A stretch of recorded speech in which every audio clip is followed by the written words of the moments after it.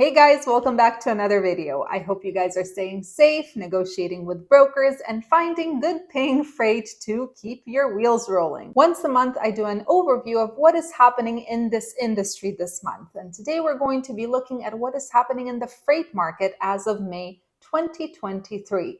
Now, if you're new to my channel, welcome. I teach about the trucking industry with a heavy focus on the spot market as well as freight market analysis. So if this is a topic that interests you, feel free to subscribe down below. So historically speaking, May is a decent month. This is when volumes start increasing, rates start increasing, and this is primarily due to weather as well as produce. So let's take a look at what is happening this May to see if we're following that historical pattern.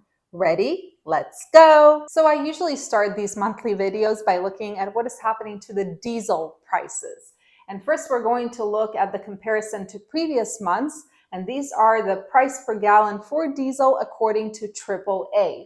And if we look, we have some good news here. In May of 2023, AAA says that the average price per gallon is $3.98. Now, of course, in a market where the income is decreasing for most carriers, we want to see the expenses decrease as well, because gross income doesn't really matter. It's the net income that matters. And if the income is decreasing, but the expenses are also decreasing, that is good. Now, if we look at Sonar's data, which is the diesel truck stop actual price per gallon, we can see that according to Sonar, the average diesel price is actually $4.05, a little bit higher than what AAA is reporting. I am inclined to believe the Sonar system more, but still not as bad as it was last month. Now, if we look at this chart, which I show every single Friday, this is the diesel truck stop actual price per gallon, and we're going to look at how much it decreased. You can see that there was a continued decrease pretty much from the beginning of the year. Here's February. And currently we are at $4.05 per gallon. I would like to see this continue decreasing as much as possible because, again, I care about the net income. If brokers don't feel like negotiating with me and paying me a decent rate, at least I hope that my expenses are not going to be through the roof. So I want to see this diesel price keep going down. So that is good news. Now, as always, I show the 5 most expensive states when it comes to diesel prices and the 5 least expensive states when it comes to diesel prices. Now, just as a reminder, we have the state price at the pump, and then we have the IFTA tax for each state and the real price per gallon. The real price per gallon is the price at the pump minus the IFTA tax. So if we look at the price at the pump, the most expensive state is, of course, California. Then we have Washington, New York, and a new state that I did not expect to see here, but Arizona, and finally Oregon. But this is price at the pump on average. Now, if we look at the real diesel price, which is including that IFTA tax, we can see that the most expensive is actually Oregon. Oregon has no IFTA taxes. That's one thing about Oregon. It doesn't have IFTA taxes. Then we have Washington, California, Arizona, and finally New York. Now, the question is, what about the 5 least expensive states? So let's take a look. And again, this works the same exact way. The least expensive states, according to the price at the pump, is Texas, which I'm very happy about, Louisiana, Oklahoma, Mississippi, and Missouri. But if we consider the IFTA tax, then actually nothing changes. Texas is still the cheapest, Louisiana is number 2, then Oklahoma, Mississippi, and Missouri. But yeah, these are the cheapest states when it comes to diesel fuel. Now, if you want to see if you're visual like me, here's a map that shows you diesel prices across the board. The darker the area, the more expensive the diesel. The lighter the area, the less expensive. And right away, we can see that the West Coast and the Northeast, this is not the place to be if you want to get cheap diesel. The best place for cheap diesel is in the middle of the US, right? The South, the Midwest maybe, but yeah, mostly it's the South, in the Southeast. That's part of the reason we don't like being in California, even though we're California based. If you go to California with a flatbed, you get stuck there. You can get decent rates and you can start going within the West Coast, but then you're spending a ton of money on fuel. So that's why we like to keep in the southern and southeastern states. But now let's take a look at the market. So first we have this. This is the outbound tender volume in blue versus outbound tender rejection in white. Just as a reminder, yes, I show this every single Friday. Volumes show us how much freight there is in the market. Rejections show us how much of that freight ends up on the spot market. The higher the rejection rate, the more freight ends up on the spot market. Now, what I did here is I'm comparing to a month ago. And from a month ago, if we look, volumes increased by 1.3%, and tender rejections actually increased by 2.4%. Now, part of the reason for this is because of the DOT inspection week. During that week, you can see the tender rejections went up quite a bit. Currently, tender rejections are at 3.06%, which is nice. The question is it going to stick? Now, if we look at the national truckload index for line haul only, this is based on dry van data. This is the spot rate, average spot rate for dry vans, not including fuel surcharge. Now we can see that it follows a similar pattern to the tender rejections. It went up since this DOT inspection week. Currently, we're at $1.56 per mile. Now, is this something to celebrate? Of course not, because it's still extremely low, but it did increase. And again, as I said, this is partially because spot rates follow the tender rejection pattern. If you don't believe me, here is a chart showing you. The blue line is the outbound tender rejection index. The white line is this chart we just saw, the spot rates. And you can see they follow exactly the same pattern. So for those of you who are interested in market data, one of the things I always say is follow the tender rejections. They will give you an idea of what is going on in the spot market.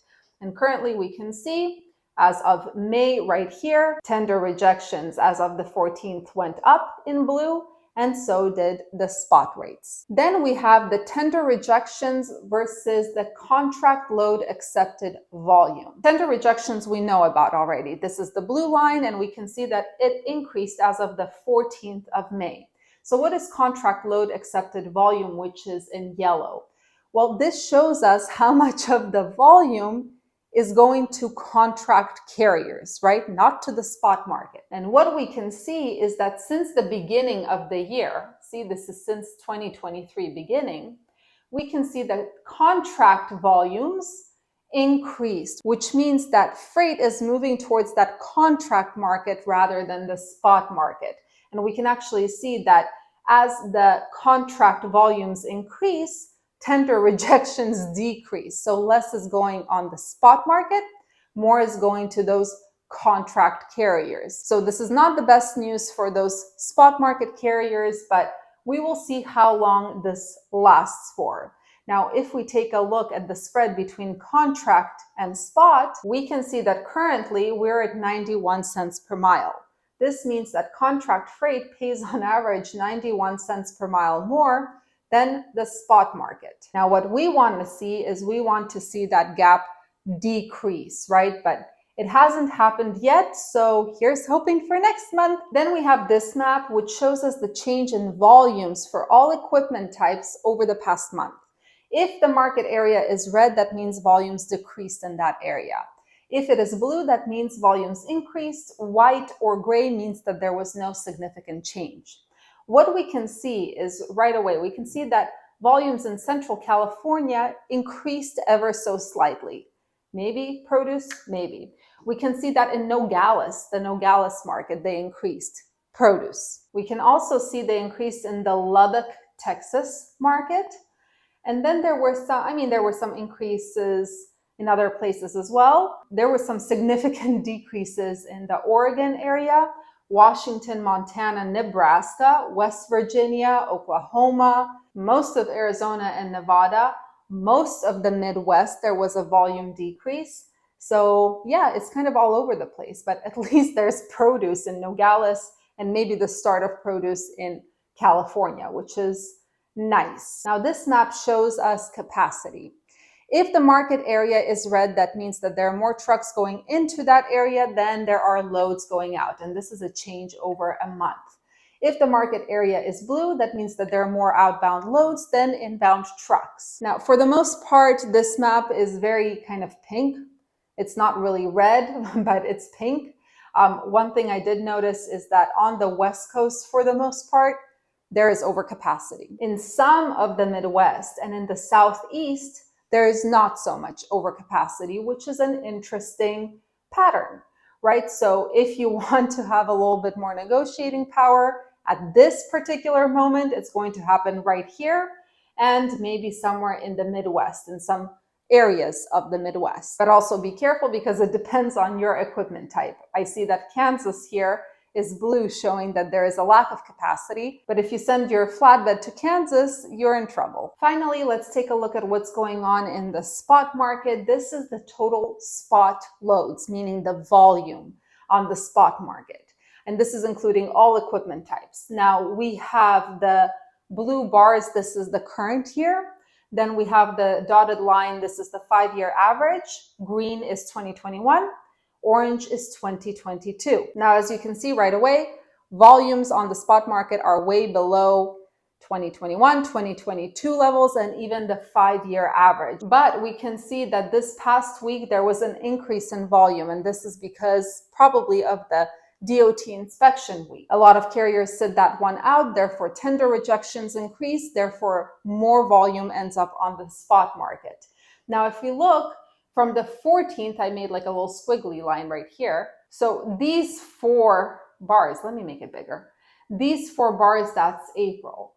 And we can see that May started off stronger in terms of volumes than April did, right? But in general, towards the end of April, the volumes increased, whereas for most of May, they were a little bit lower, except for this past week. So volumes on the spot market, even though they're better right now, there's still a problem. If we look by equipment specific, starting with flatbeds, we will see the exact same pattern. We can see that volumes increased on the spot market because of the DOT inspection week. Same thing goes for refrigerated. Volumes jumped quite a bit for reefers during this past week. And if we look at dry vans, we can see there was even a more significant increase in volumes for dry vans, right? So what does this mean? Well, it means that tender rejections do make a difference, right? And when even a small percentage of carriers sit out 1 week, tender rejections increase, the spot volumes increase, the rates increase. So yeah, capacity is a very, very important issue right now. And hopefully capacity does decrease in the coming months, but we shall see. So yeah, as hard as it is for me to believe, it seems like May is doing slightly better than April of 2023, which is a normal thing if we look at historical patterns. But it really didn't feel like that to me personally. In my world, it seems like booking decent paying freight is getting harder and harder, more challenging. But again, this just might be me. I know that I said that during DOT inspection week, I did not feel a difference in rates or in the ease of booking freight, but many of you have reported that the rates did go up and you had an easier time booking good paying loads. I am really curious to see how the year progresses, and I am remaining cautiously optimistic, primarily because that's just my personality. The funny thing is, in the freight market, it seems like everything is changing really, really quickly, but at the same time, it feels stagnant. So here's hoping that big positive changes start coming our way soon. Anyway, guys, thanks for watching. I hope this video was useful to you, informative, that you learned something new. Stay safe. I wish you an amazing rest of your week, and I'll see you in the next video.